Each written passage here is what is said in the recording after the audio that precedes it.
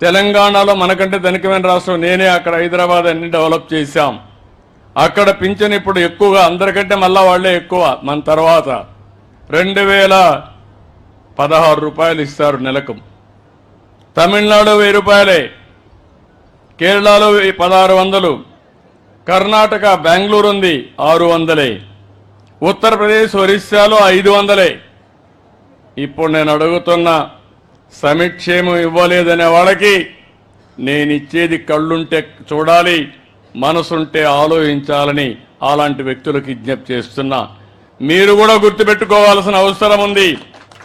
ఎవరైనా వచ్చి ఏమి ఇచ్చాడంటే ఏమి ఇచ్చానో ధైర్యంగా చెప్పి మీరు వాళ్ళని నిలదీస్తే రాబోయే రోజుల్లో ఇంకా మెరుగైన ఫలితాలు మీకు వస్తాయి. అదే నాకు కొండంత బలం అని చెప్పి కూడా నేను మీకు తెలియజేస్తున్నా. అవే మీ ఆశీస్సులు నాకు. ఇంకో పక్కన మీరు ఒక్కసారి ఆలోచించినప్పుడు ఇలాంటివన్నీ కూడా రకరకాలుగా 28 రకాల పింఛన్లు మనం ఇస్తున్నాం.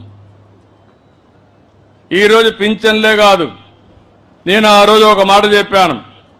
అన్నా క్యాంటీన్లు మళ్ళా పెడతానని అన్నా క్యాంటీన్లు పెట్టి దగ్గర 200 క్యాంటీన్లో పేదవాళ్లకు భోజనం పెడుతున్నాం. రాబోయే రోజుల్లో చినగంజ మండలంలో కూడా ఒక అన్నా క్యాంటీన్ వస్తుంది. మీరు పోతే అక్కడ భోంచేసి ఇక్కడికి వచ్చే పరిస్థితి వస్తారు. ఏదైనా పనికి పోయినప్పుడు ఇలాంటివన్నీ ఏర్పాట్లు చేస్తాం.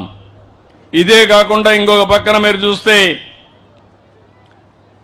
చాలా కార్యక్రమాలకు శ్రీకారం చుట్టాం. అమరావతి రాజధాని, అక్కడ మన పిల్లలకు ఉద్యోగాలు వస్తాయి. అభివృద్ధి అయితే ఆదాయం వస్తుంది. ఆదాయం వస్తే సంక్షేమ కార్యక్రమాలు ఇవ్వడానికి అవకాశాలు వస్తాయి. మళ్ళీ అమరావతిని గాడిన పెట్టాం. చురుగ్గా పనులు అవుతున్నాయి.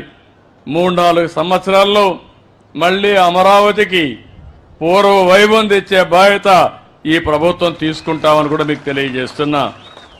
ఇంకో పక్కన పోలవరం, ఆంధ్రప్రదేశ్ రాష్ట్రానికే ఒక జీవనాడి. నీళ్లు కావాలి. గోదావరిలో నీళ్లు సముద్రం లేకపోతున్నాయి. ఇప్పుడు చినగంజాం ఉంది, పక్కన సముద్రం, ఇక్కడ నీళ్లు లేవు. బోర్లు వేసుకుంటే తప్ప నీళ్లు లేని పరిస్థితి ఉంటుంది. అలాంటప్పుడు నదులు అనుసంధానం చేయాలని పోలవరాన్ని మళ్ళీ ఘాట్లో పెట్టాం.